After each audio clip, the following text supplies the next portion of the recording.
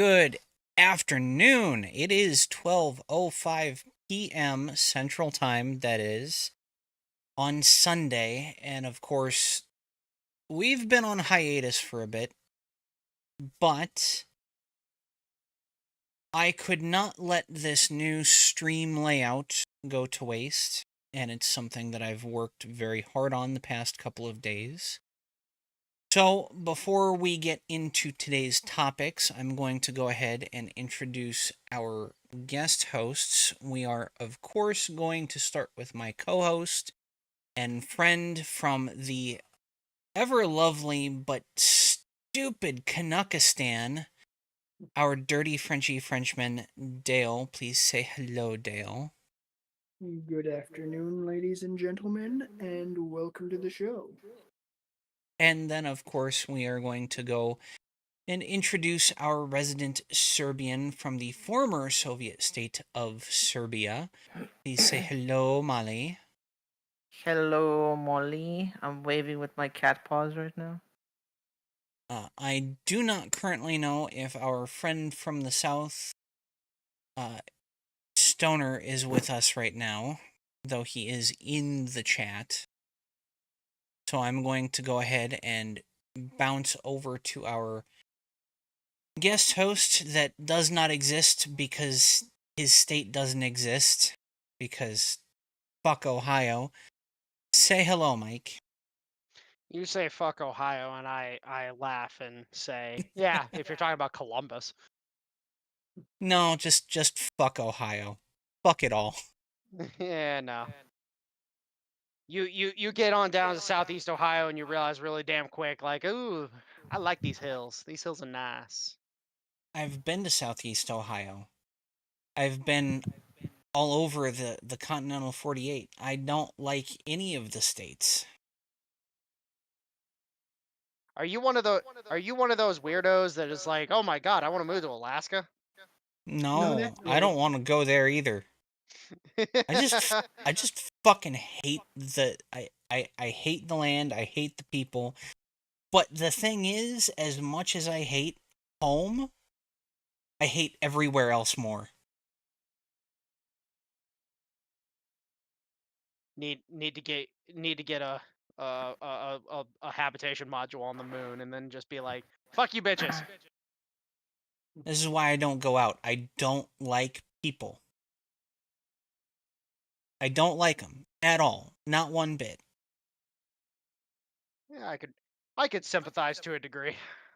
Okay, so our topic today is big dicks. I know that sounds fairly lewd, but I didn't know we were talking about me today. but it is not what it sounds like. So first up, we have this tweet from Pagliacci the Hated on Twitter. And it reads, ready to hear something completely insane? Female porn models have realized that trans porn is such an incredible cash cow that they're now pretending to be transgender. And the males who identify as women are angry at them for identifying as males who identify as women. Wait. I know who I am. I'm a dude playing a dude disguised as another dude.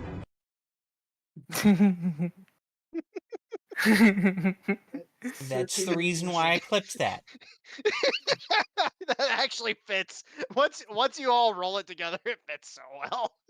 That's the reason why I clipped that, and why I made damn sure that it played before any of us started on this live stream. So women are so women in porn are now pretending to be trans to make more money. Yeah. Yes, specifically these two. Silly Lily and her friend. I don't know what her friend's name is. I don't care what her friend's name is. But it all just sort of blew up on this tweet, where everyone is just completely going at her. most of these people are trans girls, very specifically being mean to her, which, I get. I understand. Why would you pretend to have a dick when you don't? Like, why would you identify as Money. yeah, pretty much. The grift is Publicity is strong one with hell her. of a bitch. That's like putting on like a blackface because black people get free like chicken at McDonald's or some shit. Hey, don't talk to my prime about my prime minister like that.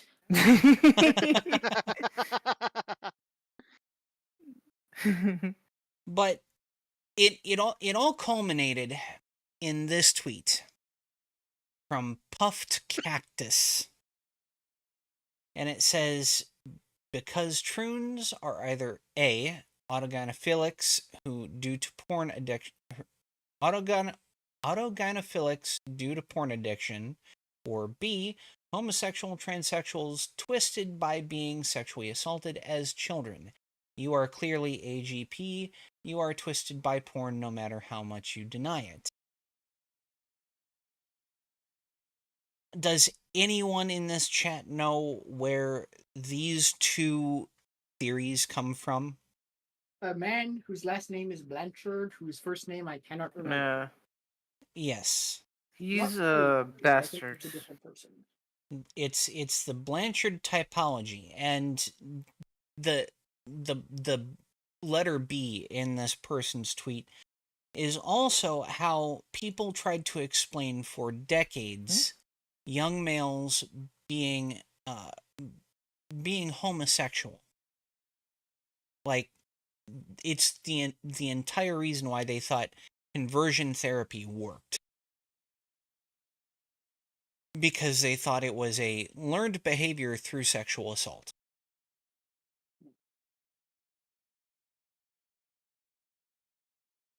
But Blanchard's typology was a complete failure.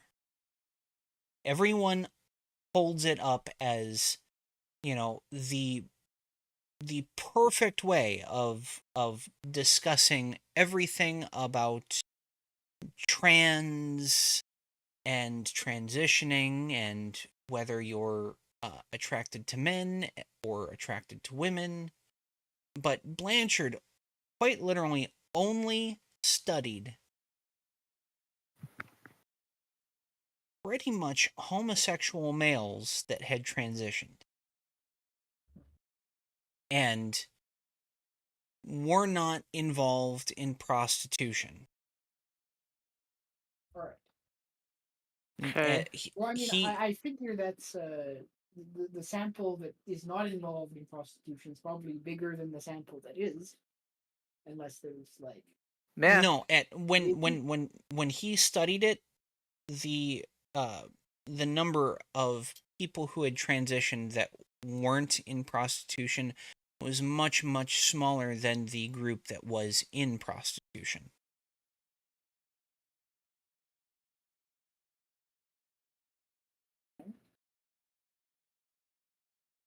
But he he quite literally would not accept certain study applicants. So he wouldn't take anyone that was bisexual. It was very rare for him to take anyone that was attracted to the quote opposite sex. So trans women who were attracted to women. What was the Um, rationale behind that? He huh? was a Like, bitch, too scared to get out of his comfort was zone. he just specifically studying the one thing, or like, because it would make sense if he's looking No. into that one So thing that he just. so if you, and I don't have it on me. I should get it, but I'm not going to right now. But if you read the methodology for his study, it's very clear that he set it up in such a manner that the only outcome that he could get from the study was his presumed outcome. That's what he wanted. So he rigged it. What the fuck? Yes, he rigged his own study. Well, that honestly speaking, just to comment on that's 99% of the scientific community.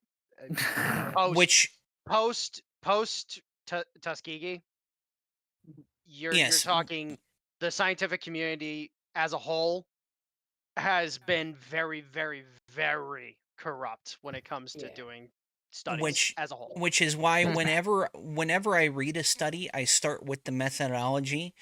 If it That's has always the best way. if it has a solid methodology, I will read through the entire study. But even studies with good methodologies fail because of poor reporting, like poor responses or Well, response rates.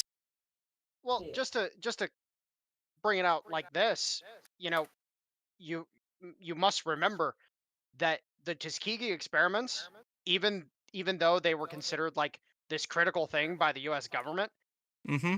the Norwegians had conducted similar studies like 40 years prior, and all Yes. the information in regards to syphilis, which was the beginning stages of Tuskegee, which Tuskegee also covered other things, but the Norwegians had already done the work, and the U.S. government was, or people within the U.S. government were like, nah, we don't consider that right. We have to do our own study, and it's like, okay, yeah, you guys are dicks. And then of You just course, you know, basically just described the FDA there, yeah, basically. Well, but with less syphilis. well, let's face it, they purposely infected prostitutes and sent them into prisons. like, like they they did some dirty ass shit with Tuskegee. Sounds And like and the the problem, CIA in Chicago. yeah, basically. But that's the point, though, is that you have so many people across the board. Now, I have my own opinions when it comes to the whole trans thing, the whole homosexual thing, et cetera, et cetera. I have my own positions on it based on historical data. I look at it from a historical point of view. I don't look at it from a scientific point of view. And the whole point is, you realize really fucking quickly that most of these people, they have a bend based on whatever outcome they're trying to produce. Period. In a story. The next best example next to Tuskegee was the climate change crowd, Yeah. or is the climate change crowd, because that big old bright fucker in the sky don't give a fuck about your climate study. It don't care.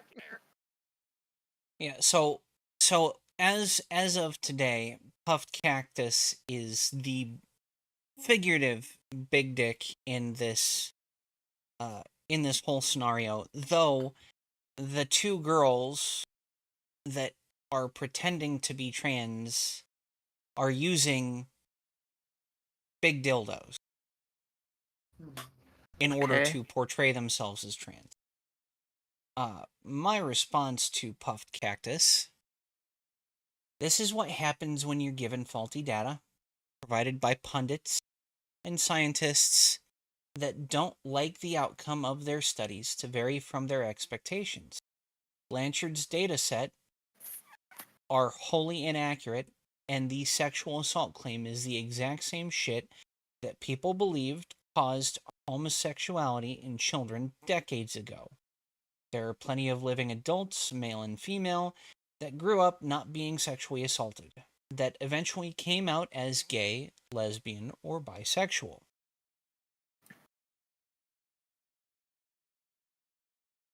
So if I can, just talk about the historical aspect of this that I think a lot of people they miss out on completely because they don't want to talk about it. Yeah, The fact of the matter is, you look back at the Greeks and the Yeah, Macedonians, the femboys. and you realize one key thing, that there was a segment of about 10% of the population that they didn't give a fuck. They were like, "Ooh, bonus hole," you know. They didn't give a fuck. Based. Also, the And Greek citizenship test. and the fact of the matter is that throughout history there have been societies that have been like that. Period in the story. Now, what we have noticed given the historical data, is that it coincides with a distinct level of prosperity. It coincides with a distinct level of comfort.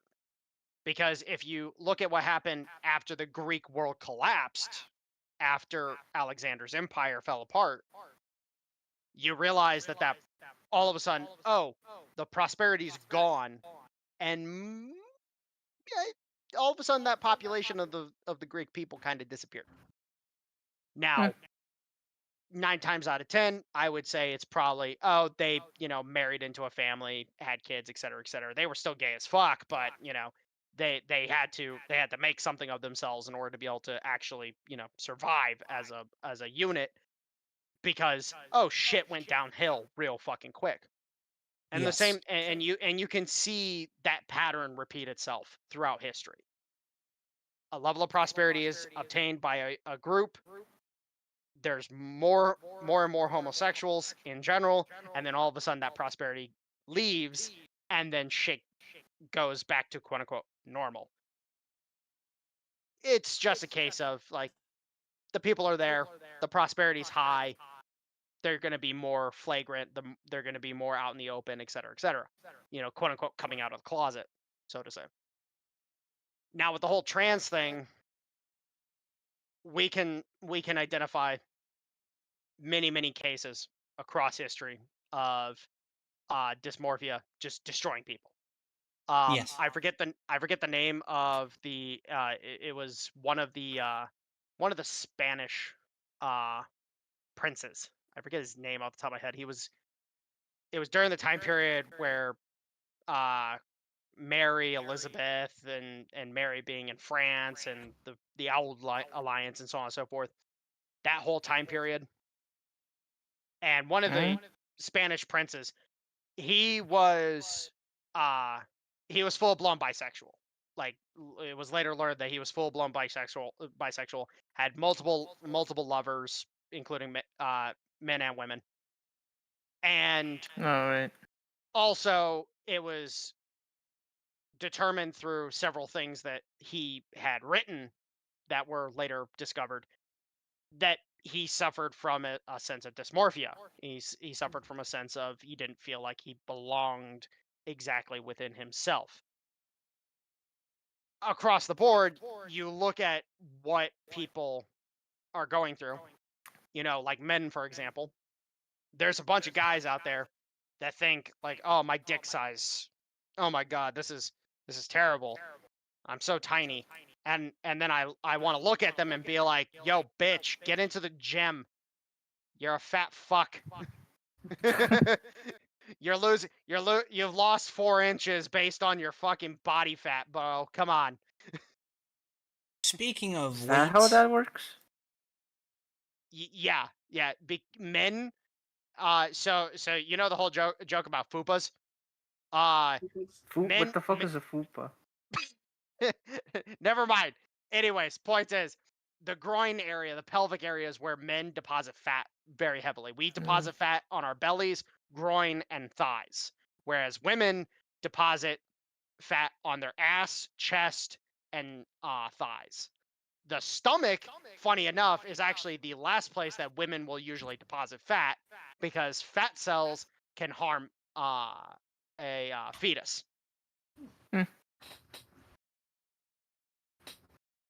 Did not know so that. speaking of So fun fact, ladies, if you're fat, you have a likelihood of having detrimental effects on your kid. Don't be fat. I don't think they care. so Want speaking. to bring up, oh, go ahead.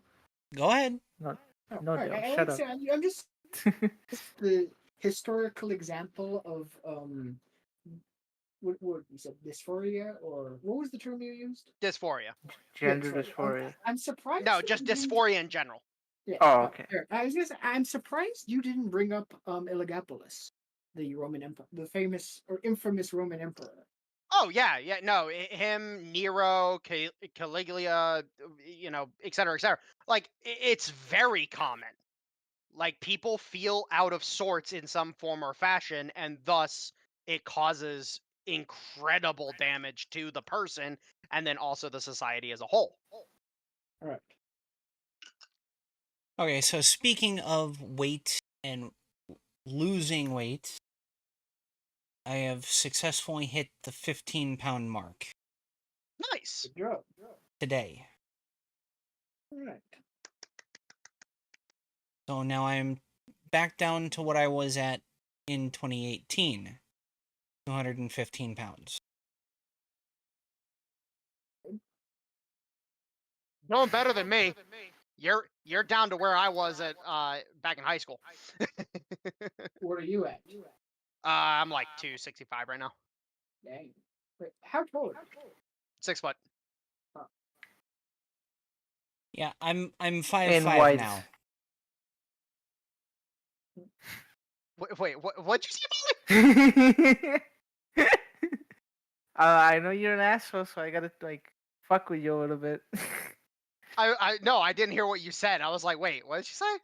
I said you said 6 feet. I said in white, in width. Oh, oh, okay, okay. Nice. That, Yeah, if he spreads out his I'm not- arms. I'm not my dad. I'm not my dad. My dad's a fucking bowling ball. His circumference is probably 6 foot.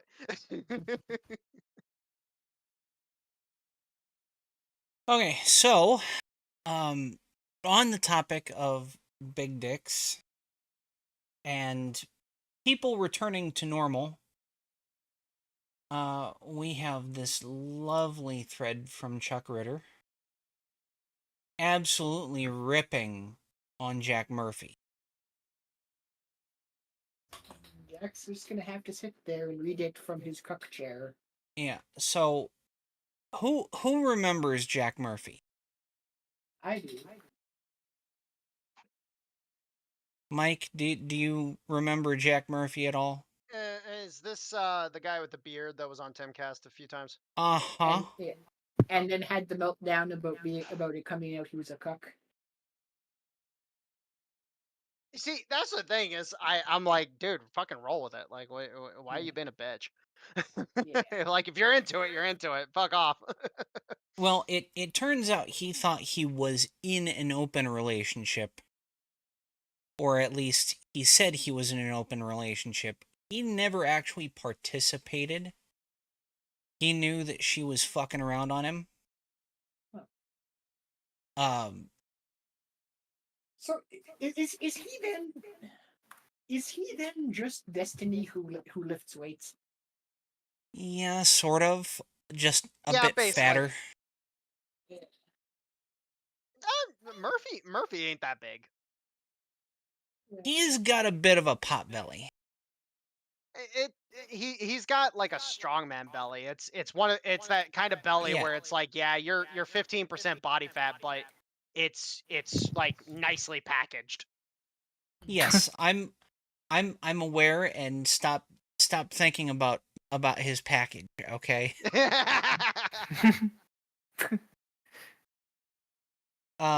So Jack decided that Oh. yesterday he was going to cry about the fact that he gave evidence to Stolen Valor pertaining to questions that he had about Chuck Ritter.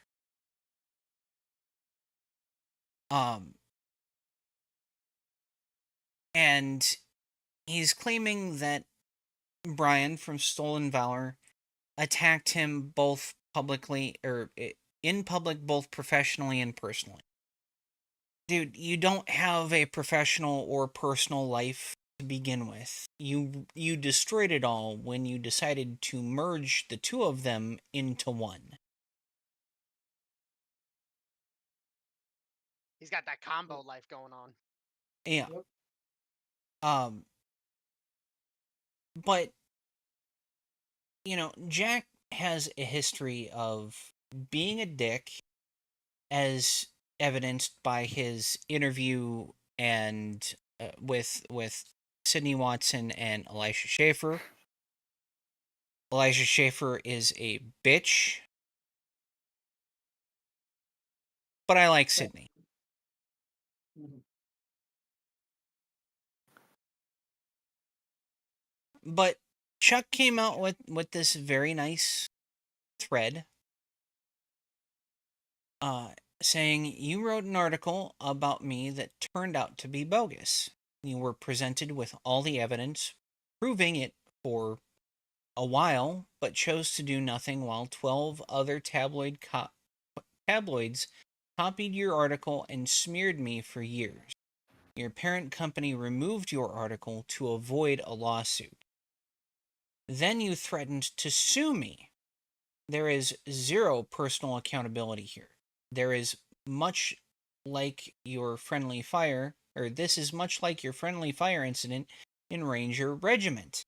You talk about it, but you say, but I know I made the best decision I could as a young E4 with the info I had. That's not accountability.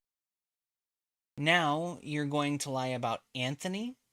Anthony posted the truth after doing his own in-depth investigation, just like Julio Rosas 11 did it did an in-depth investigation.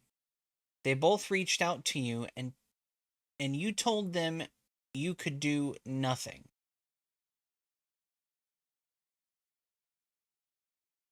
Okay, so a slight correction. His name isn't Brian, his name is Anthony. Anthony is the one that runs Stolen Valor 1 on Twitter. So I just real quick, so I could recap for myself a little bit. So basically, Chuck Ritter, um, Prior says service on Navy Twitter. SEAL. Well, it says on Twitter he's a former Green Beret. So Oh, sorry. I got that wrong. yeah, so former Green Beret, you know, Jack Murphy apparently put out something saying that he wasn't or something like that, and then a bunch of fucking tabloids rolled with it. Yeah. Honestly speaking, I'm gonna say this right now, like from the perspective of calling a dude out until it's actually acknowledged if actually he did serve, I get it. The whole stolen valor bullshit that's been going on the past fucking couple years has really been predicated on one thing, and it is people have been hyper fixated on the last thing that they actually believe in, which is the military. And it's really just come to a head of, oh hey, I've got a scoop that could potentially fucking take this guy down for being a lying piece of shit. I'm gonna jump on it, and then all of a sudden it blows up in your fucking face. It's just like it's the same thing that, funny enough, Scott Ritter.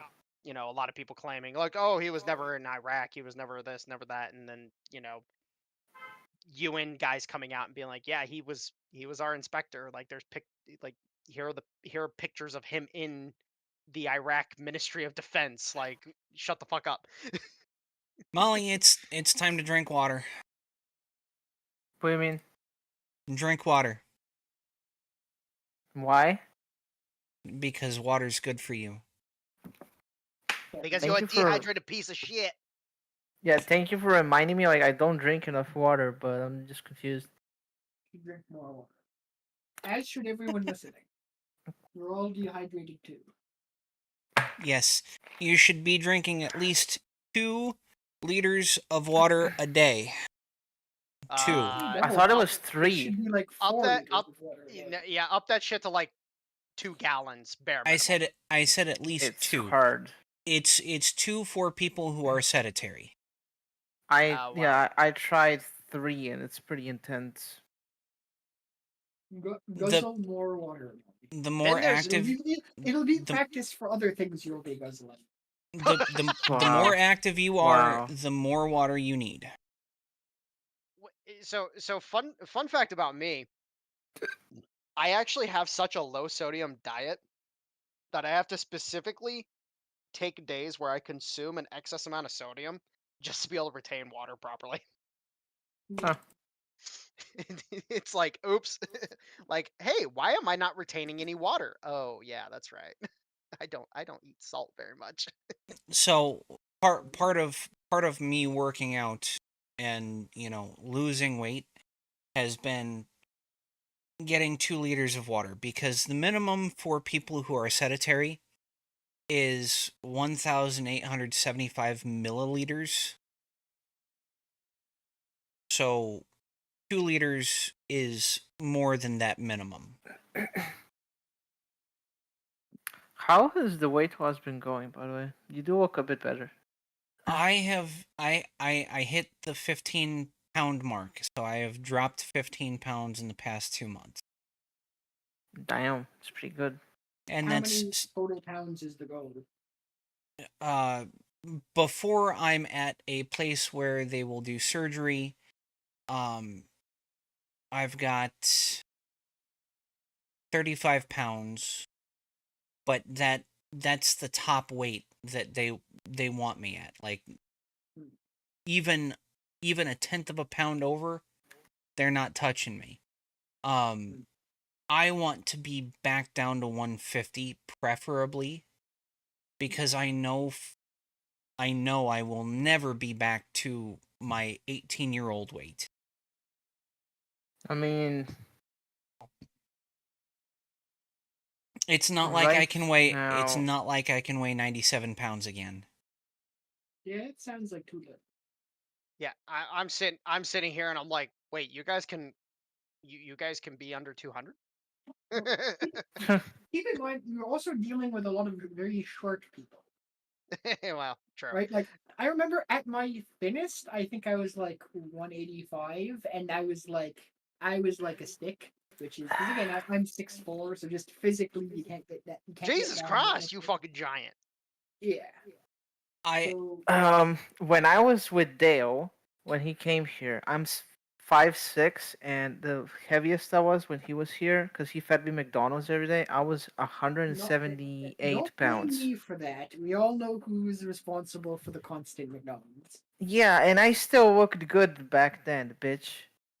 Yeah. Well, debate. You yourself admitted that you were fat.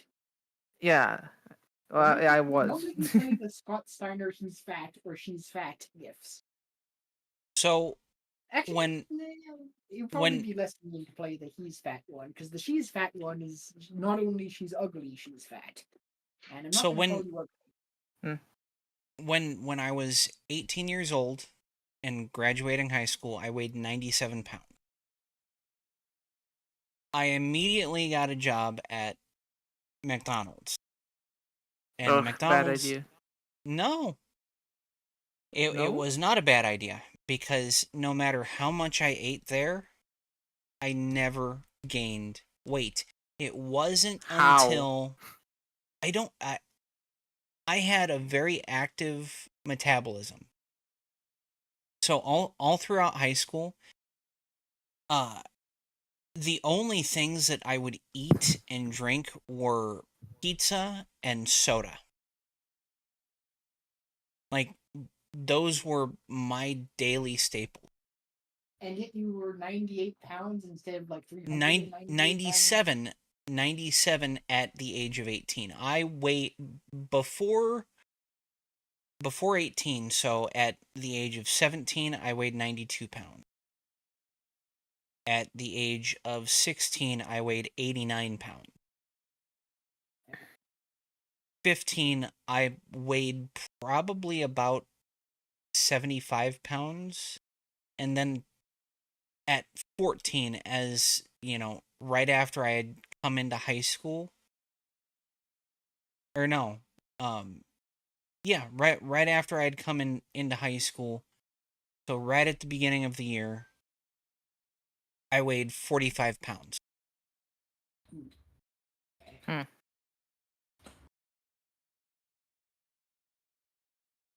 It was not until I signed up, I signed my enlistment papers for the Marine Corps and did 3 months of the delayed entry program that I actually started gaining weight. I went from 97 pounds to 102 pounds. By the time I got to boot camp, I weighed 107. And by the time I got out of boot camp, I weighed 117. How does that make sense? Like you were actively like working out in boot camp and shit. I was gaining muscle. Oh, What was the lowest weight that the military had wanted you to be? Like, I'm assuming we got there I and you were underweight. I had to get an underweight waiver. huh. How do you get a waiver for your weight like that? They say, okay, well, this person is as physically fit as they can be at this height and weight, and we believe we can get them to a proper weight. Even at 117, I was still considered underweight. Because at 5'7" in the Marine Corps, they want you weighing at least 135. Hmm.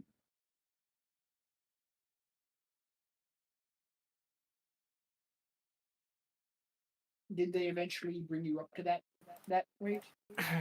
Or Yeah, once I got to the fleet and I stopped working out with everyone, I started gaining weight.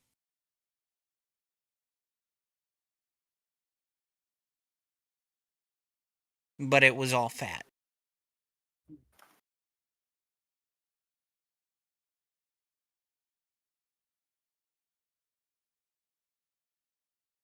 But not if caring there's whether it's muscle or fat, but just wanting you to make weight.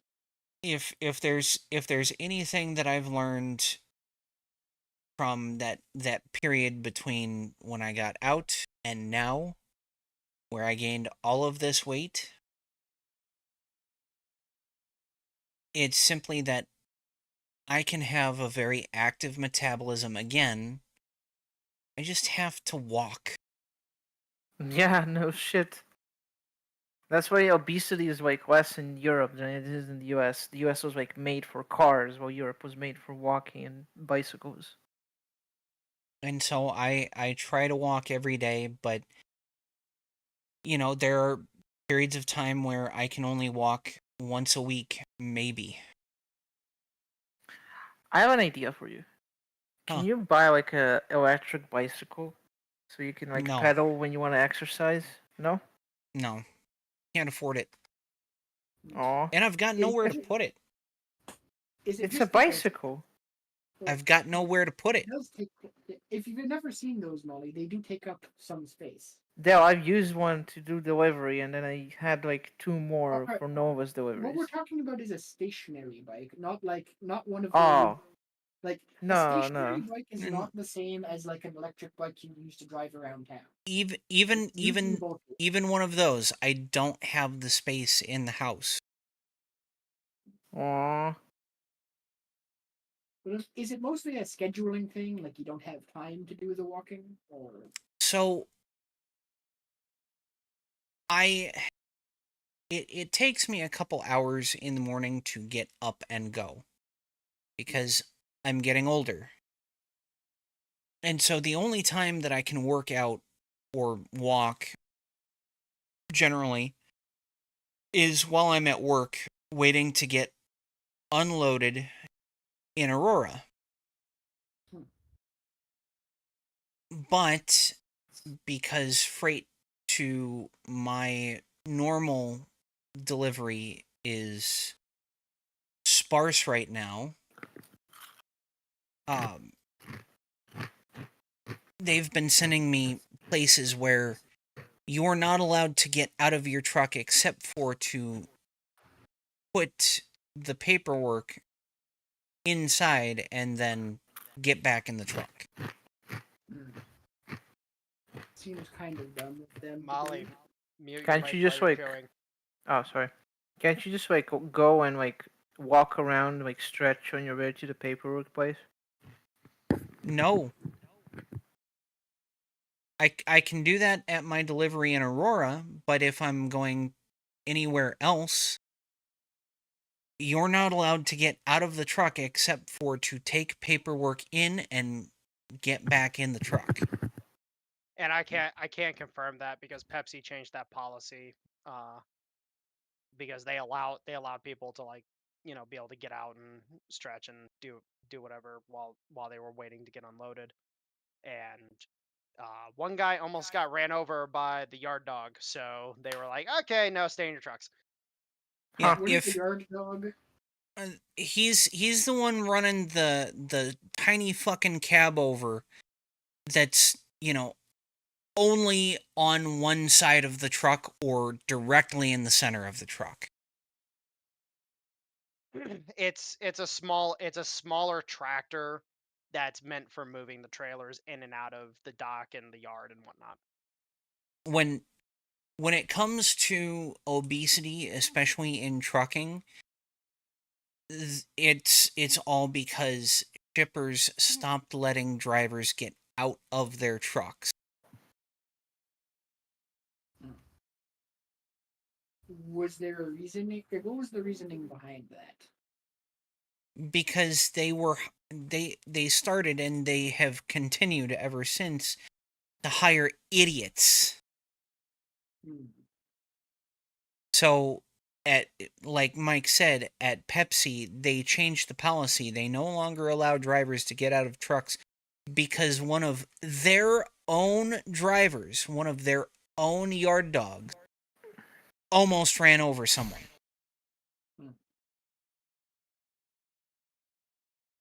Quick question. What do you guys Yes. prefer, Pepsi or Coca-Cola? Oh my Coke. god! I don't drink soft drinks. Fucking love Pepsi though. If it ain't Dr. Pepper, it ain't worth it.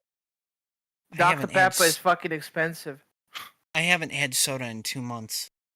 Also, there's a Coca-Cola version which is cherry flavored. It tastes exactly like Dr. Pepper. You're talking about Mr. Pibb, which I also enjoy. Hmm.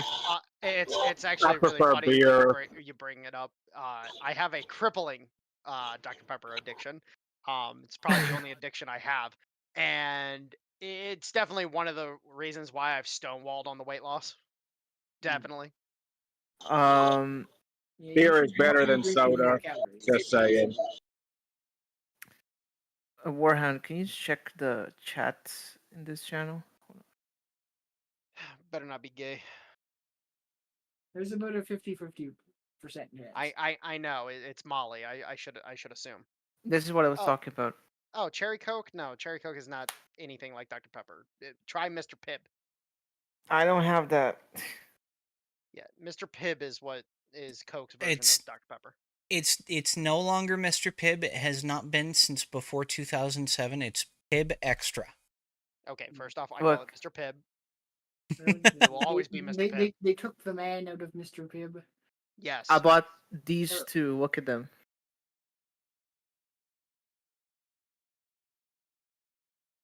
Right. There's a Dr. Pepper cherry. I thought Dr. Pepper was already cherry. It is. It's like double cherry. And I don't think I tasted the difference. No, Dr. Pepper has a cherry extract in it. Dr. Pepper cherry has actual grenadine in it. Oh, interesting. Okay, so moving on to our next dick. It is not the person who posted the picture. It is the person in the picture. Let me go ahead and get this pulled up. So, Libertarian Goth posted this picture. Wonderful fucking picture. Talking about it's from Roz Alert. Brazilian Supreme Court says anyone using VPN to access Twitter or X is subject to fines up to $8,874 a day.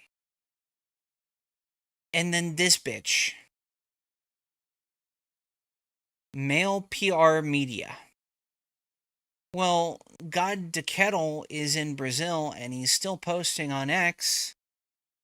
Think on what you just did. Like, think about what you just said to the world. Hey, look at me. Don't do business with me ever. What? That- He should that's what follow that the says. laws of his country. Follow the laws of his country. Really. Really. Your sense, So your sense of freedom is pale as your skin. This So- this so- seems one of like the a one of the person best who would lines be- out of the movie, by the way. Huh. What movie is that? Patriot. Oh, it's been a long ass time since I've seen that movie. This seems like the sort of person who would report on their family members to the Stasi. Oh, Well- definitely like oh this person down the street from me is having a cookout during COVID. You know. Yeah. Mhm. Well, Same I- thing, basically. I did post her. I did post her. Okay, no, I did not. I posted her account because after she did that,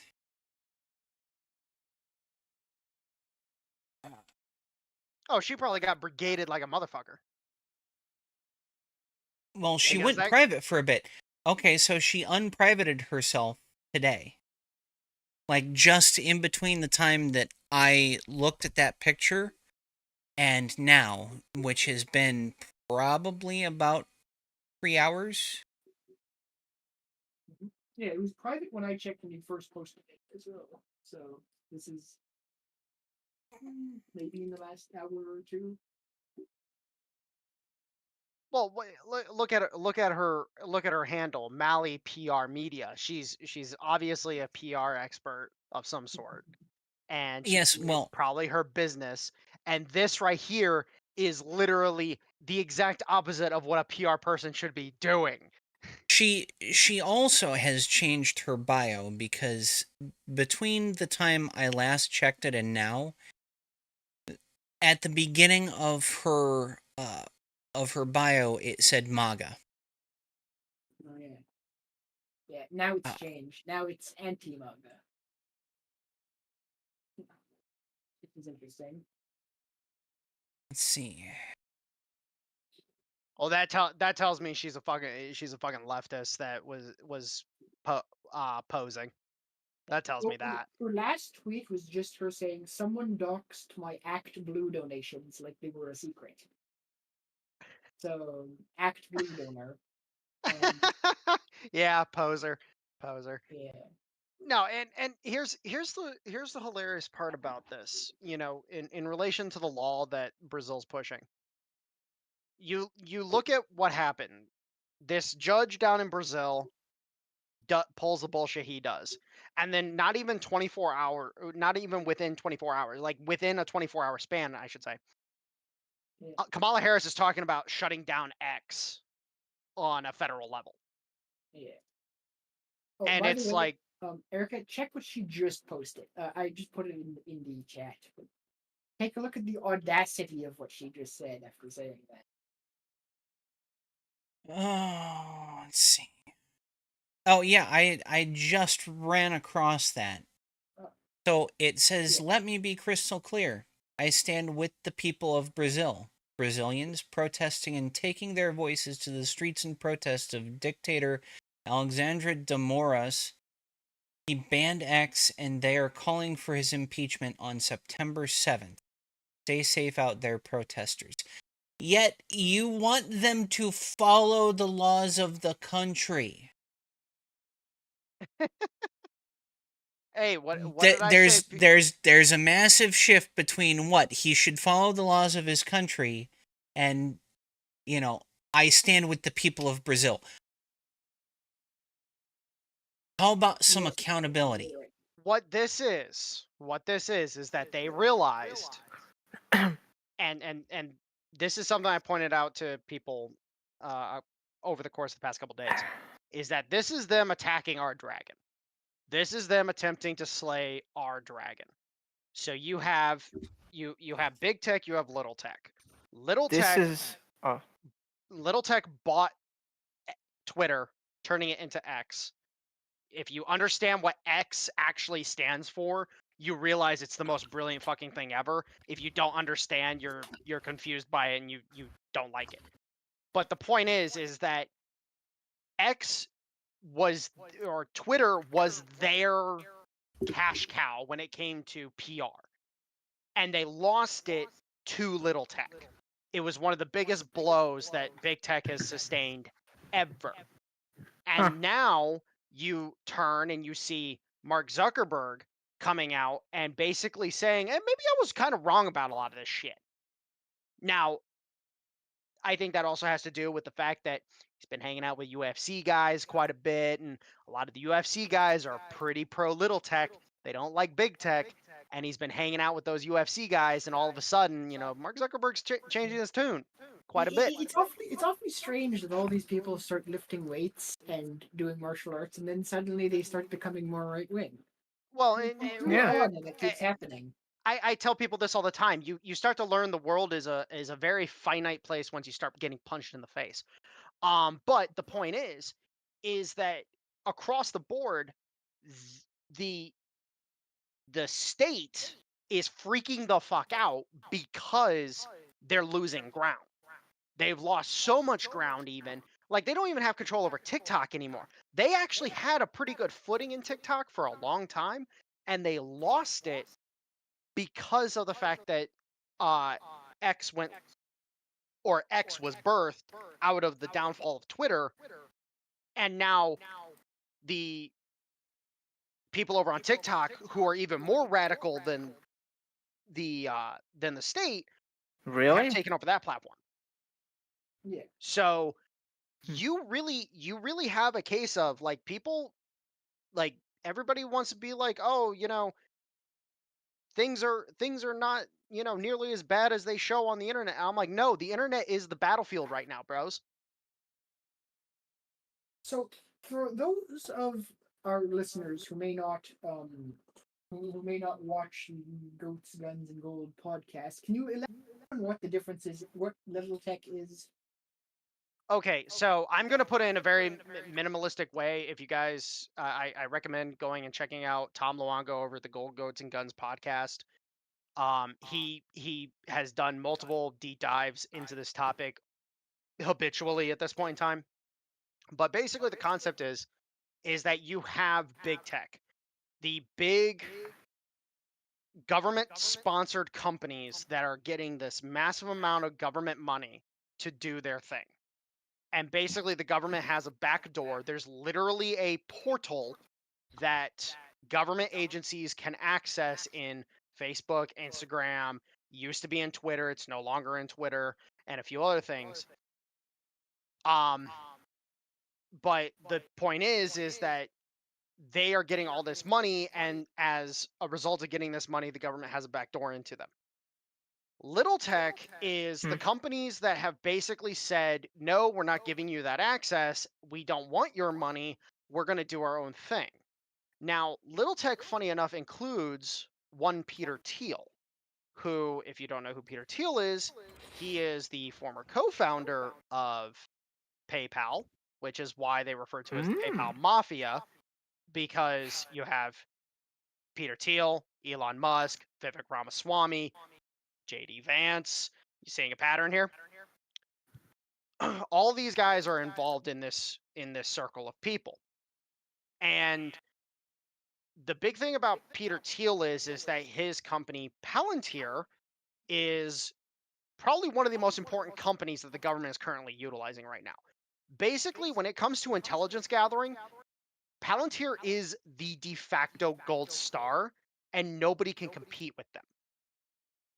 And here's the thing is Peter Thiel didn't sell his system to the government. He leased it to the government. They have the ability to use it. They don't own it. He still has full control over it. Thus, one of the things that's pivotal in this battle of, big tech versus little tech, you know, little tech being the populist side of things, big tech being the government side of things, is the fact that Peter Thiel basically has a backdoor into the government because they are using his systems. He still has full control over them. And thus, they're sitting there like, oh, hey, we can do all this stuff. And Peter Thiel's sitting there laughing, like, yeah, I can do it too. Now, a big thing in regards to the Brazil stuff is that this is them attacking our dragon, and this is how Tom refers to it. Is, you know, when you're fighting a dragon, you would like to have a fucking dragon on your side. You're not gonna piss off the other dragon just for the sake of being against the dragon. You're gonna be like, hey, Mr. Dragon, would you like would you like his gold, because we'll give you his gold if you help us fight him. And of course, the dragon's gonna say, oh yeah, I'll help you. This is them attacking our dragon because Brazil starts banning X. Kamala Harris comes out and says she's going to ban X. Uh, the EU has been going after X ever since Elon Musk bought it. And you start to look at this now. In the case of the Brits benefit because the Brits want Twitter back, because the Twitter was the number one vector that the Brits used to influence things. The EU wants Twitter back in their hands because they need to be able to quash this the um, dissension in the EU, because right now they can't. X told the German government go fuck themselves. Based. When has the German government ever been told by Twitter to go fuck themselves? Never. At all. Period.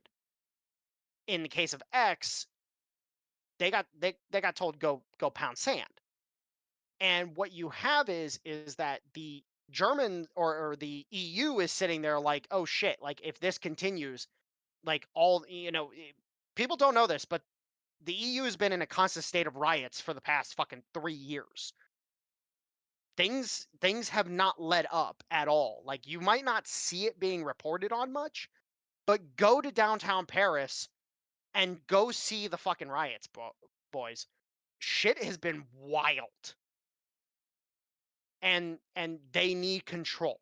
That's what this all comes down to. Is it comes down to they want control so they can influence the narrative and thus control what people are seeing and hearing. In the case of this bitch right here, to be completely frank, the fact that, she's an obvious Democrat donor on top of being you know being pro state, in the case of, being like, oh, this guy's still posting. It's like, oh, obviously this motherfucker or this bitch right here, she's got an angle.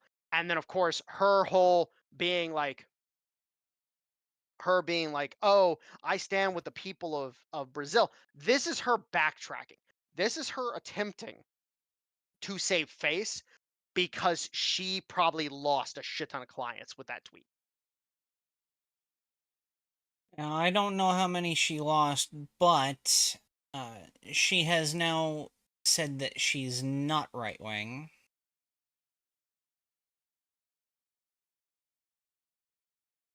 No matter what wing she is, she believes in government and she thinks government can do no wrong.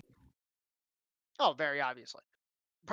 To be completely honest, I can tell you this right now. Given what she said and what we see here, she's probably a Nikki Haley supporter.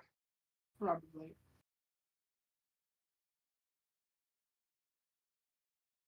She'd go down on Dick Cheney any day. She was one of those fake Nikki Haley supporters who's trying to influence, trying to get Nikki Haley to be the nominee. Oh, I doubt. So here's the thing. A lot of people don't know this about the Nikki Haley situation. Nikki Haley, the reason why Trump basically boofed the idea that Nikki Haley was going to have anything to do with his government was because Nikki Haley was put into play as a means of stopping the populace from taking control of the federal government again. Yeah. Because if Nikki Haley were to get elected, because here's the thing. Back to neocon bullshit. Well, here's the thing, is that getting rid of Biden was planned. And this is the big thing a lot of people need to understand. They were going to get rid of Biden, but they also didn't want Harris. Harris was put in as the basically like, okay, we have to give it to somebody. The gay dude isn't going to fucking connect well with the Midwest, and we need somebody who can rally together the base. So let's put in the fucking dumb bitch. Nikki Haley, on given July 13th, or yeah, July 13th, was it the 13th or the 23rd that the assassination occurred? Or the assassination attempt occurred. I forget. I believe it was the 13th. Yes. It was also our last podcast, I believe. Oh yeah, it was. I wasn't there unfortunately. But the point is that the Nikki Haley was supposed to be the nominee.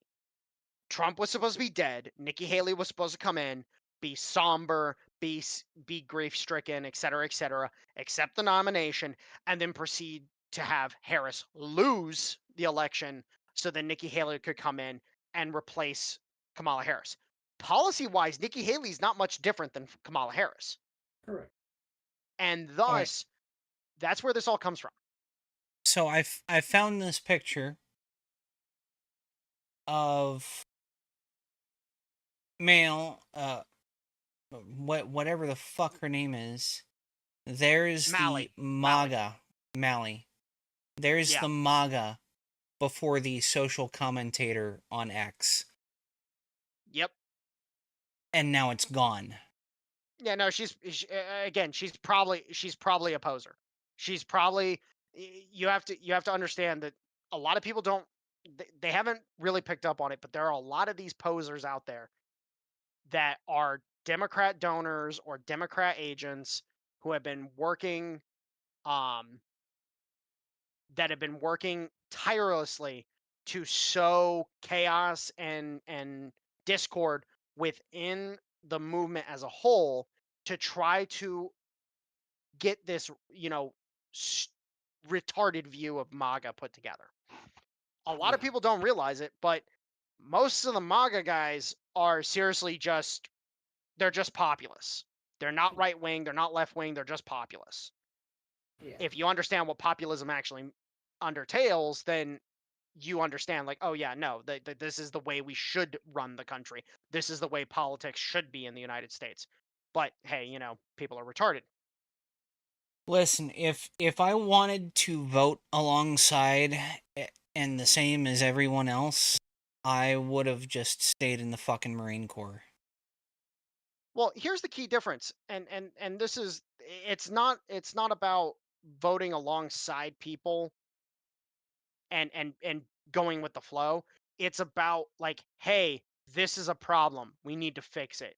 Let's put the guy in that's going to be able to fix it. That's where populism really comes into play, because what you have to understand about politics in the United States is the Eurification of it.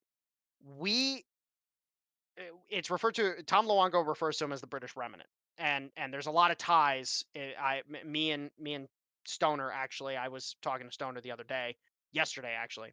I gave him a good rundown of, like, the different connections that go into play with this. And the British remnant's whole thing is that they want to be just like the Brits. They want the king, they want the parliament, they want the House of Lords, they want the House of Commons, they want all of that, but they have to build it within the American mind, the American zeitgeist. And so how do they do it?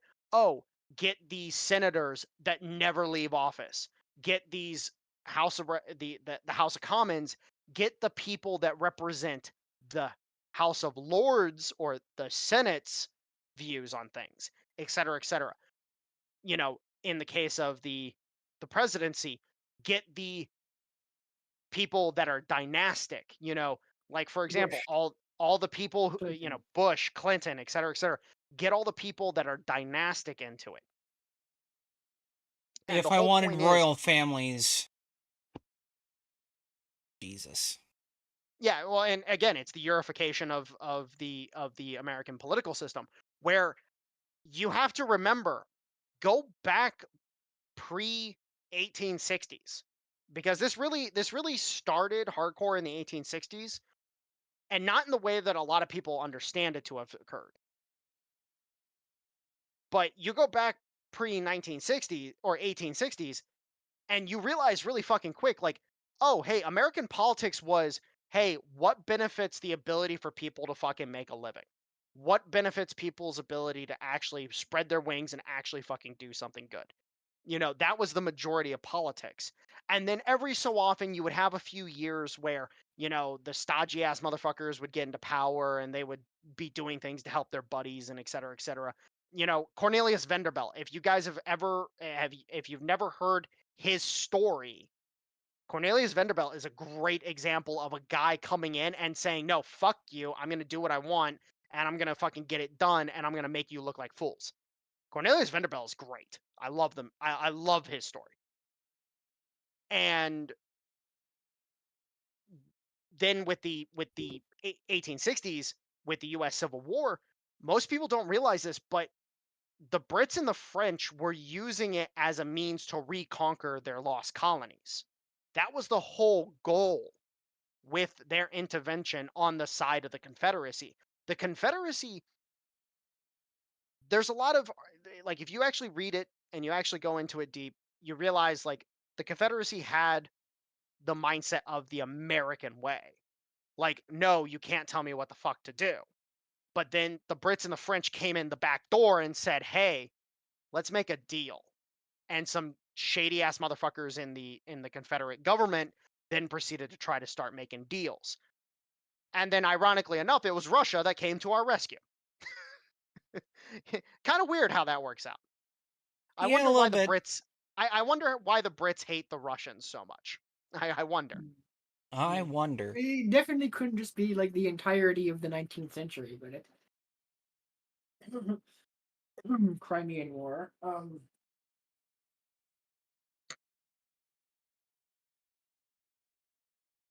Um, So Stoner But, just posted a question. um, yes. yeah. Is it cool if I read it off? Go ahead. All right. To the people who say America can't afford to be isolationist because if we do, we lose free trade, Europe falls to Russia, and Asia falls to Chinese hegemony, in addition to America losing superpower status and will be open to foreign aggression from Russia and China. So here's the thing is first and foremost, Chinese hegemony over Asia. That is the default that is the status quo of Asia. Most people don't want to acknowledge it. They don't want to realize it because of our interests in the region. But China has always held dominion over Asia, period, end of fucking story. But they've also had to pay respects to the Russians. The Russians and the Chinese are not in bed together. They are merely two people sitting across the table making deals. Yeah, They, like that's how I'm sure you know that in again the late I think it was 18th or sorry 19th century Russia annexed a bunch of China, a bunch of northern China, and yes. the Chinese still don't like that. They haven't gotten over that. Yeah, well, there a huge section of the Russian Far East is considered Manchuria, Exactly. and the whole Like thing is Vladivostok and so on it used to be part of China. yeah, and people fail to understand that those two they're not in bed together. They're merely doing deals. Mhm. And truly, if we were in the world of empires once again, they would fight. They would Oh fight yeah. hard. Now, in the case of American isolationism, American isolationism is the default status quo of America. We operate within our bubble because we're so removed from everything. We don't have to be concerned with worldly affairs usually. No, and that's mostly because we have all of the resources within our lands that we need to be Not even competitive. not even just not even just our lands. All of the Americas. Yeah. This is a key thing that a lot of people don't understand is during the height of American isolation, we had Canada, the United States, Mexico, and all of South America basically under lock. We And then could basically go to any government and say, we want this. And they would sell it to us because they knew damn well that if they didn't, there would be problems. Mhm. And across the board, the concept of free trade is poisonous. It's a poison apple. A lot of people don't understand that the whole concept of free trade, if you were in a world of me, like say you had a bunch of me's running the governments of the world. then yeah, you could have free trade. But you don't have that. We don't have we don't have a bunch of governments that think alike, that have the same interests, that have the same opinions on things, so on and so forth. So free trade's a poison apple that no matter what, there's going to be somebody that is interested in something that they're going to use that free trade to get at you in some form or fashion. Look at the Canadians, for example. The Canadians have been using free trade as an excuse to flood our markets, and it's just been within the past few years that we finally got it under wraps. But they've flooded our markets with cheap lumber, for example. I'm just going to use lumber as the primary example here. With cheap lumber as a means to monopolize the North American lumber market. And then moving over to Europe and the whole quote unquote fall to the Russians. When have the Russians marched into Europe? Name one Well, I time. mean, do we count the Soviet Union as the Russians, or do we just count them as No, we don't count them evil as the Soviet communists? Union. All right, fair enough. Let's see. There was a period during World War One where they Nah, were that was attacking that was Poland. no World War One was Poland was part of the Russian Empire. Yeah, there Okay. was no Poland at the time. No, I'm thinking of the wrong time. World War Two, which that was the Soviets. No, I'm still thinking of that's still the wrong time. Oh, you talking about the 1800s with the partition of Poland? Yes. Okay, but here's the thing: if you listen to the French, to the British, to the Germans, and a few other countries over there, Poland's not part of Europe. The Slavic world is not part of Europe. They don't consider Slavs Europeans. So, hell, I have the perfect book right here, Pan Europa by Kalergi. You know, Mister, I want to euthanize all the blacks of the world. Like literally, that's what the guy Oh yes, the promotes in this book. right. That's the Seems to be a clergy thing, common right? theme. Mind you, this is the guy who's responsible for forming for laying the foundation for the European Union. The European Union is this guy's brainchild. So you have a case of they don't view the Slavic world as Europe. So in reality, you know, that talking about Poland as European, the Europeans don't even consider Poland Europe. Now, you look at things further from then, Oh, sorry. the Can I interrupt Russians 1 second? go ahead, sorry. You said to find a example of in history of the Russians invading Europe. Great Northern War under Peter the Great, when because even if they don't consider Slavs European, they consider Scandinavians Oh, European. you're talking about the war between Russia and Sweden? Yeah. Okay. So, but here's the key thing. What other war did that coincide with? That coincide Um. that coincided with the Pomeranian War, hmm, which also included the Prussians, All right. which and that's the point, is the Russians themselves have never pushed further west than Poland because they don't see a purpose behind it. The Russians have never truly pushed outside of the Slavic world because they are Slavic. They don't want to be in the European world. They want to be the Slavic world. And that's the point. Is the Russians have never pushed to invade Europe. The Soviets, you can make the argument, but the Soviets weren't the Russians. All right. There's a They reason wanted global there's a conquest. reason why right now in Russia there are billboards that have a picture of Tsar Nicholas II that read um something along the lines of "We're sorry, Your Majesty," Yeah. because people are starting to realize, like, oh fuck, like we fucked up. We shouldn't have done what we've done. and people are starting to realize their mistakes. Because here's the thing, and this is a discussion that I know Erica might find annoying from her point of view. We, as the Americans, have an unhealthy relationship with the idea of freedom, liberty, and all this. We think of it from an absolutism mindset, and the rest of the world doesn't at all. The Europeans, they don't think of it from that perspective. The Asians don't think of it from that perspective. The Africans don't think about it from that perspective. The only group of people that you can find in the world that actually kind of think of it from our perspective are the South Americans. Oh, wait, the one group of people that we kind of get along with. And So I'm gonna stop you there for a second because Americans generally don't actually believe in freedom. Yeah. well,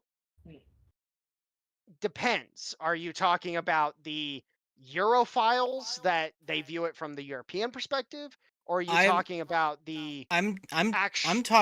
I'm talking throughout the history of the US, we have not truly believed in freedom. Now there are the the the masterminds, particularly John Locke, but even John Locke didn't truly believe in freedom because he based his entire philosophy on the idea that government must exist.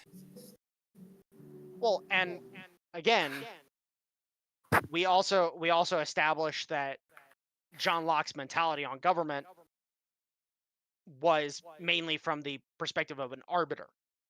It was, this is why when you come to the founding of the US federal government, it was, okay, we're here to regulate interstate trade and we're here to maintain common defense. Those Ew, were the two regulate. those were the two uh those were the two positions that the federal government had when it was first formed. And Molly, you have to understand the term regulate in the context of the time period, to keep orderly. It was For to I Yes. example, keep mean, for example, a well-regulated militia an orderly militia. exists. Yeah, well, But that's no, the it, Wild e- West, though. That worked. even after the immediate standing up of the US federal government, the US federal courts, they started with civil asset forfeiture. Now, while it may have been a good idea at the time, given the situation where someone left a boat with barrels full of whiskey on a harbor, um, it has since I been insist perverted that into oh just yeah, present day. The simple fact of the matter is because the government existed in the first place, it gave way to all of the abuses that we suffer now. well, and I will agree and disagree at the same time on that, because, like, for example, you look at the situation with Chevron. Chevron deference was put into play because people thought, hey, we can reduce our workload if we just defer to the agencies. And then the agencies took that inch and they turned it into 10 miles.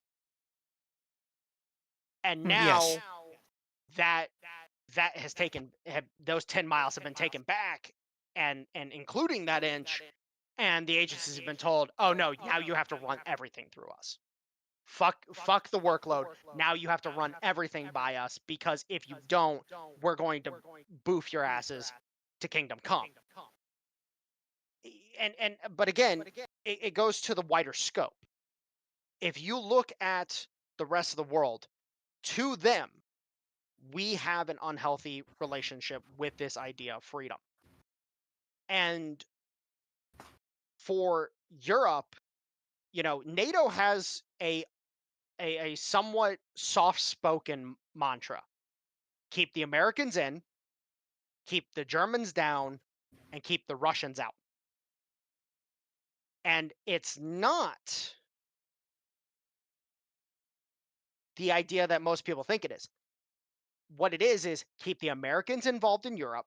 Don't let them re-isolate. Keep the Germans down so they can never be a threat again, because they're the one group that is capable of conquering Europe. And then keep the Russians out of Europe. But the problem is the Russians don't want to be in Europe. They haven't wanted to be in Europe even during the Soviet times. There was back and forth on whether or not, like, hey, do we actually want to fight the Europeans? Like, what are we doing? And it really comes down to, once people start learning this stuff, they start actually diving a little deeper, they start getting under the surface. It's kind of like a wart. Like honestly speaking, think of it from the perspective of a wart. If you just scrape the surface, you're not getting rid of the the wart. You have to dig in. You have to get the bacteria out. Mm-hmm. And that's what this all comes down to, is being able to get deep enough that you can be like, oh shit, the Brits are a bunch of dirty lying bastards and need to be sunk. The French are a bunch of colonialist bastards that said they got rid of their colonies, but in reality they didn't. They just came up with a clever way to, keep their colonies. And maybe we should let the Germans burn Europe. Based. Now, in the case of the Russians, sorry, Poland. If Russia wants your ass, I'm going to let them have you. The Baltic states? Fuck you guys. Whatever. Stoner says, with how England, France, and Germany have been infringing on their citizens' civil liberties and rights, we ought to cut them off and leave NATO. Well, that's probably never going to happen. Actually, that's where I disagree with you on that, because this was part of the discussion yesterday that I had with Stoner. The reason why the Europeans are freaking out about the US right now and Ukraine is because no matter which way the US goes in the election, we're out of Ukraine. But the key thing is if Kamala Harris wins, she's going to stay in NATO. If Trump wins, he's leaving NATO. And that's the key thing that a lot of people are banking on in Europe. Like they're like, oh my God, we must make sure that Kamala Harris wins, because if Trump wins, we lose everything. If Kamala Harris wins, at least then we can use the money from the US to filter into our economies so we can support Ukraine. When it comes down to it, I have no doubt that people want to leave. I have no doubt that Trump is going to want to withdraw us from NATO. But I don't think he after his last term, I don't think he's got the fucking balls. I don't think he's got them. So, I guess my main question is what is required to leave NATO? Because NATO is a treaty, so I don't think the executive can just unilaterally pull out without the consent of the fucking uniparty controlled legislature. No. Yeah, that's not true at all. It isn't. Can Bush the executive and Obama put that precedent into place. Bush withdrew from the ABM treaty, the anti-ballistic missile treaty, and Obama removed us from the intermediate ballistic missile treaty. I forget what that the IBM IBM, the intermediate ballistic missile treaty. Yeah, but you also have to remember that those were uniparty candidates. Oh yeah, no, yes, you're 100% correct. So but the point is, they're not gonna do shit against the executive when the executive does what they fucking want. But that's the point, though, is that they've put the precedent into place. It's kind of like with the whole situation with the House. the Democrats put, or the Uniparty, I should say, put the precedent into place that they could just do swapperino on the Speaker of the House. That they could just be like, oh, we can just cycle through. We can just do whatever the hell we want. And now we're in the position where if things go the way that we think they're going to go for this next election, the House is never going to impeach Trump if he makes the move to get rid of NATO, to pull us out of NATO. And the Senate's not going to be able to do anything, because if they can't get the House to come on board, then they have nothing to play.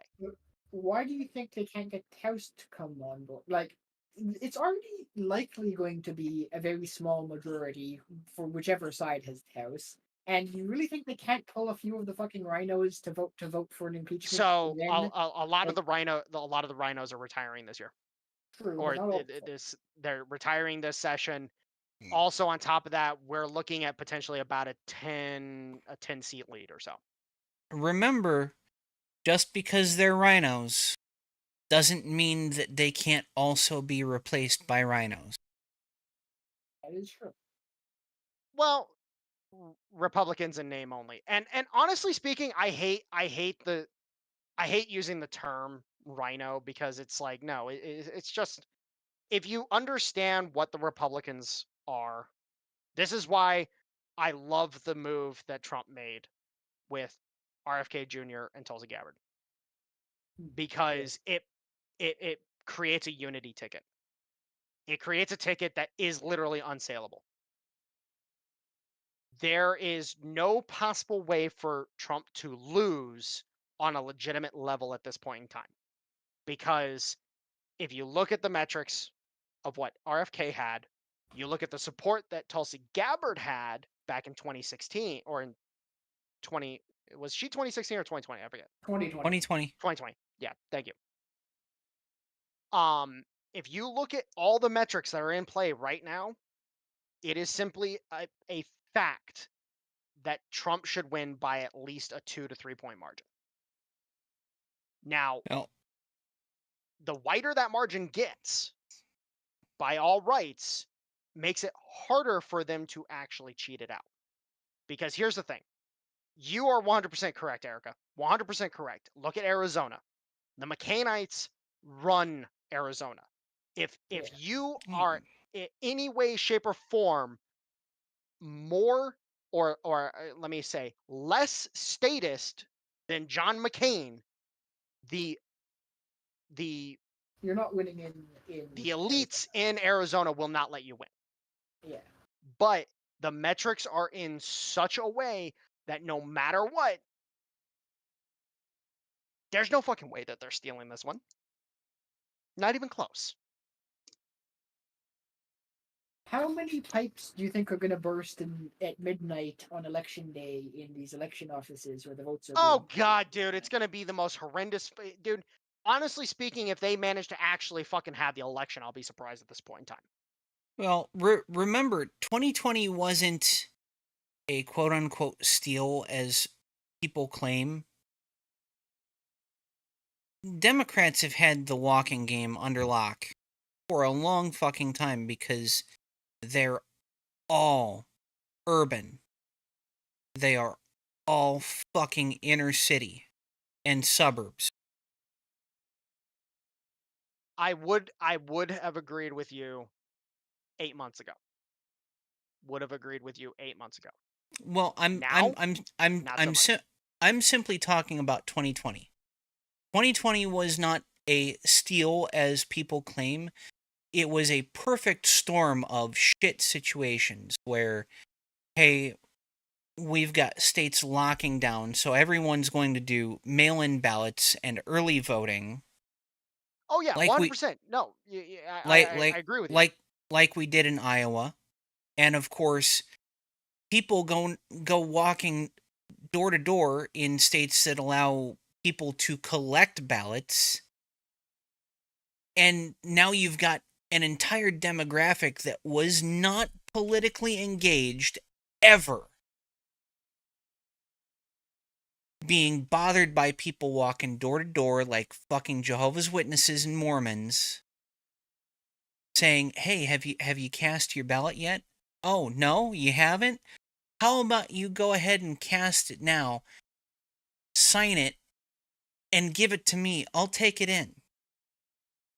Oh yeah, no, and the ballot harvesting was definitely a problem. That's why the ballot harvesting is actually being attacked like hardcore.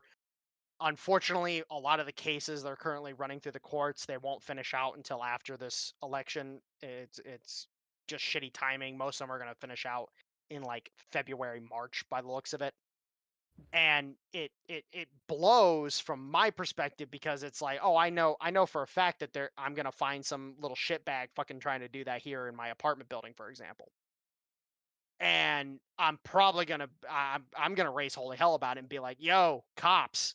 And I'm gonna really fuck that dude's day up. But anyways, point is, Well, just on that, I mean, I assume you live in a more right wing area. Would that be safe to assume, or do you live in like a shit liberal blue area? oh no, it's so to describe Ohio, Mm-hmm. basically you have Cincinnati, Dayton, Mm-hmm. Toledo, Columbus, Cleveland, and these four areas, because Cincinnati and Dayton are right next to each other, so I consider them Mm-hmm. one area. These four areas are where the primary base for the Democrats exist. All right. And then the Republicans control fucking everything else. But Like, so if yeah, so if you're not in those areas, wouldn't you want someone ballot harvesting in that area? Because it well, mean here's the thing. Mhm. Here's the thing is the situation with ballot harvesting across the board. A lot of people, the reason why we're not cool with it is because of how easy it is to reseal an envelope. Mm. And it's a fact that it's like, oh, hey, you pop the envelope, you check who they voted for. It removes the secret ballot aspect to it Mm. because then you can see, oh, they voted for Trump. I'm going to throw this one away. Oh, they voted for Harris. I'm going to put that one in the box, Mm. et cetera, et cetera. That's why we're hammering against it so much. Now, the simple fact is that even in my area, because I live in Summit County, so Summit County has Akron, which is part of the Cleveland, the Metro Cleveland area, technically speaking. And it almost always turns Summit County blue. But the margin is 10,000 votes. Ohio is not a battleground state. Like my dad keeps saying, like, oh, it's a purple state, it's a swing state. And I'm like, no, it's not. Like, ever since Strickland fucked up like he did here in Ohio and completely killed people's lives in 2008, 2009, we have only elected Republicans to the state to the governorship. We've only really elected people who were smart on the economy to the state senate and state house. Ohio is one of those states where we have the dynastic rule because, like, for example, the DeWines, if you don't know Mhm. anything about them, Mike DeWine is the current governor. Yeah. Patrick DeWine is one of our Supreme Court justices. Their family's been involved in politics in Ohio for 100 fucking years, et cetera, et cetera. But it was really a case of we voted for them just because the other option was voting for somebody who had tangentially a connection to Strickland. Strickland's policy in Ohio hurt the Democrats for the foreseeable future. Is that bad? Oh, dude, it was terrible.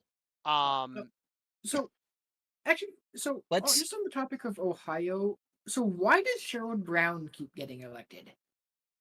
Because Sherrod Brown's district includes Cleveland and Wait, Akron. but Sherrod Brown is a senator, so it should be whole state, right? No, so he's part of the Senate. So senators have their own districts. I thought. Wait, So so aren't they Senate races statewide races? no. So no. like There for example, my each senator. Go ahead. Yeah, my senator, technically speaking, is Sherrod Brown. Technically speaking, because of where I So live. But where I vote, because unfortunately I still need to get things swapped around because I moved. But where I technically am registered to vote, JD Vance is my senator. so it's not each state votes for both senators. It's each state has 2 districts for Senate runs. And depending on which district you're in, you get to vote for One or the other. your choice of senator in that district. But So- so that means people who would not like most. Does that mean the people who are not in the district won't be able to vote for senator in Ohio this year? Yeah, no, Mm. you have to be within the district that that senator is being elected in. And that's why in Ohio we had a Republican and a Democrat because of the way it's structured. Now, here's the thing is the guy that JD Vance replaced, everybody fucking hated. They fucking hated his guts. He was one of these shitty ass fucking unipartyist pieces of shit that needed to go. And we replaced him with a fucking populist. So that tells you where Ohio's fucking going. Well- My view on Sherrod Brown is most likely he's getting boofed this year. And here's the thing. Iowa has the same problem. We've got 2 fucking shit senators. One of One them of is them- older than dirt. Yeah, fucking Chuck Grassley. Yeah, Chuck Grassley and Oh, Grassley is Iowa? Okay. yeah, Yeah. Grassley is Iowa. Grassley is the actually Grassley is my district. But when all is said and done, Iowa is still a battleground state. Even though pretty much our entire state house is red and only the cities like Cedar Rapids and Des Moines are blue. The people in the rural areas around Iowa have no problem voting blue. Well, and that's because because people they idolize the blue dogs. They idolize people like RFK, for example. RFK, he truly is a blue dog. And that's what was so important about bringing RFK into Trump's cabinet. More than likely he will be attorney general, which, oh my god, that's going to be one hell of a wild ride. I'm going to love it. Sorry to interrupt once more, but if you can just help me understand a bit, I'm going to post a picture here. If there are only votes in certain districts, why do you then see, for example, if you look at the voting map of red and blue, it shows the whole state in the Senate election? Okay, Like, so wouldn't it only be certain districts in that state? the way this works is there are gerrymandered districts. Right. And so you can have completely disjointed counties that are in a district. Yeah, hold on. Let me Ohio Senate district map. Let me see if I Isn't that a house thing with districts? Like, for example, you have like I don't know Ohio District the senator or the congressman from like Ohio District 3 or something. But like if I was like it would look Well, differently if I was, look, you're looking at the primaries. I don't think no that was for the general election. The screenshot that you brought up says Democratic primary. No. So it's these the US these were the these were the 2 that were part of the district during that election, Oh, during that no. general election. So this is only just because I wasn't able to grab the whole. The thing I was referring to was the image of the state where it showed which Yeah, counties went red and which th- went blue. I wasn't that referring to the that primary. That was that just the first part of the article. that specific image is for the primary. It is. Oh, Yes. oh shit. Okay. Actually, Dale, I apologize. Yeah, it's a statewide election here in Ohio. Right. Okay. Yeah, Well, then never it's mind. a Yeah. You were it's a thinking. full blown statewide Yeah. election. I'm pretty sure you two were thinking of house districts, not senate. No, No, I'm no, quite certain. literally talking about Iowa has 2 districts, and you only vote for And your choice. I thought Ohio had the same system. I thought it had the same system as well, but apparently not. Um, but to comment on Sherrod Brown, let me put it to this way: the thing with Sherrod Brown is that if you look at that map, look where he gets his base of support. It's Cleveland going all the way along the Great Lakes. That's his base of support. If All the you way to see Toledo. is hold on, let Toledo's 3 me counties in. is it? I thought it was Mm-hmm. further. Oh yeah, it is. Oh fuck, it is. Okay, yeah, yep. So Toledo to Cleveland to Lake to fucking Ashtabula. Um, and if you actually look at that map, if you see that really dark blue one, that's Cleveland. That's Cuyahoga County. Right below that, that slightly less darker blue one, that is Summit County. That's where Akron is. That's where I live, just north of Akron. Um, and that's his core support. And here's the thing: is that um, all of these other counties, mind you, this is the 2018 map. All of these counties up here, like Lake, Ashtabula County, Lorain County, et cetera, all those counties have decidedly started going more red as of late.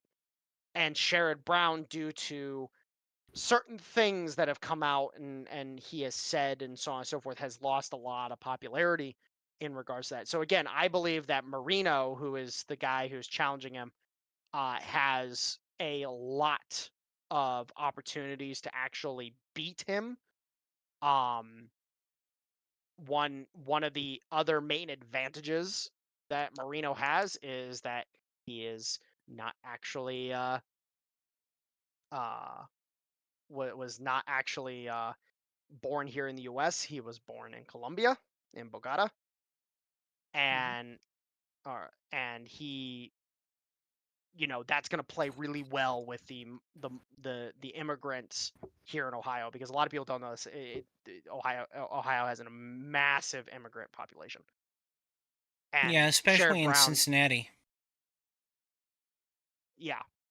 Well, and here's the thing. Oh, wait, wait. Oh shit. Is he still the? No way. Is he still on that board? That's funny. I might end up working for this guy, technically speaking. That's funny. Also, so just back to Iowa for 1 second. So Mm-hmm. I'm just looking at the vote in the 2020 presidential slash Senate or Mm-hmm. races. They have roughly the same amount of people voting in them. So how can it be that only like half of the people, only half of the people in Iowa are voting for each Senate, like for each senator as it is presidential? Because they both have about 900,000 total votes for the You winner know, and about because 790,000 votes for the loser. the majority of the citizens live inside the cities. The 2 major cities, Cedar Rapids and Des Moines, they balance out the 2 major districts in Iowa. And so all of the counties around them when it comes to the Senate, they're the ones voting red, and Cedar Rapids and Des Moines are the ones voting blue. But it has also been in the past that the the the rural counties of Iowa will still fucking vote blue. They did back in 2008 and 2012.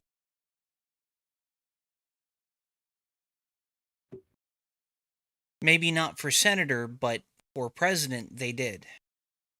Yeah. Well, and here's the thing, and again, this kind of plays into like why Minnesota, even though Minnesota you would think would be more of a safe state for Republicans because of the blue dog mentality, Minnesota is always going to be uh, a strong Democrat safe haven. Mm-hmm. Iowa kind of falls within uh, that same position. And really what is currently happening, and this is my thing when it comes to the elections as a whole, is that the blue dogs have had a bit of a revival within the past couple years because of the shit to do with BLM and the Biden admin and so on and so forth. Like the blue dogs have started gaining a lot of prominence once more. And mind you, the blue dogs, if you really dig deep, they've got more populist roots than they do party roots. And they are looking more and more like they are possibly going to ally themselves with the Republicans. And again, this is why that unity ticket that I mentioned earlier is such a big fucking deal.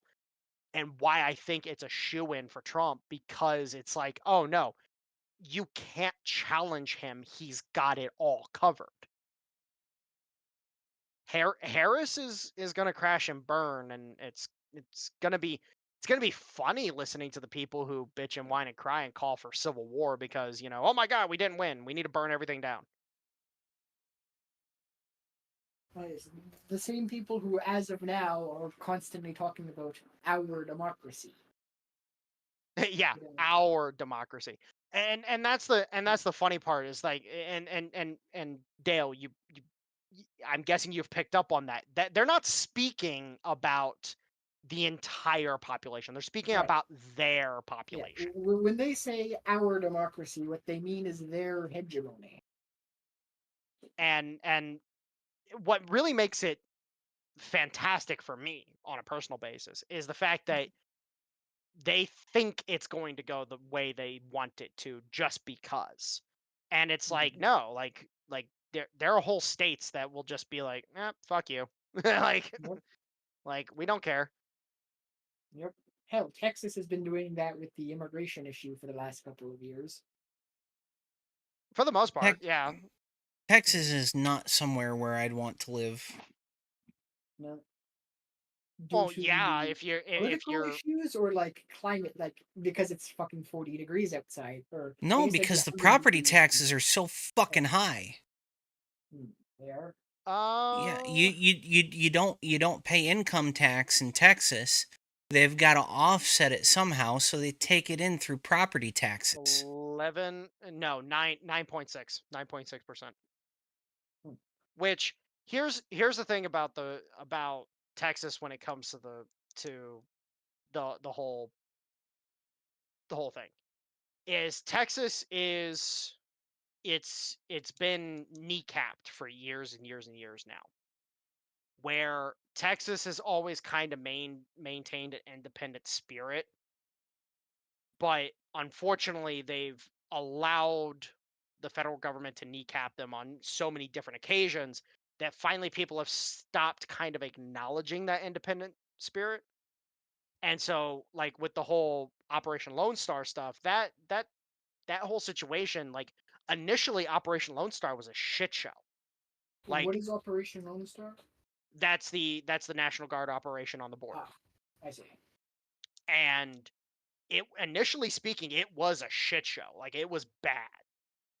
But then as time went on, they finally got more and more organized, more set up, now they're building full-blown fobs on the on the border to start actually being able to operate properly instead of carting dudes in and out of areas on a continuous basis, because that's what they were doing, was that they would be there for the day, and then they would cycle guys out, bring the next batch in, and then the guys would be cycled out back to wherever the fuck they were, wherever they were based out of, their reserve center.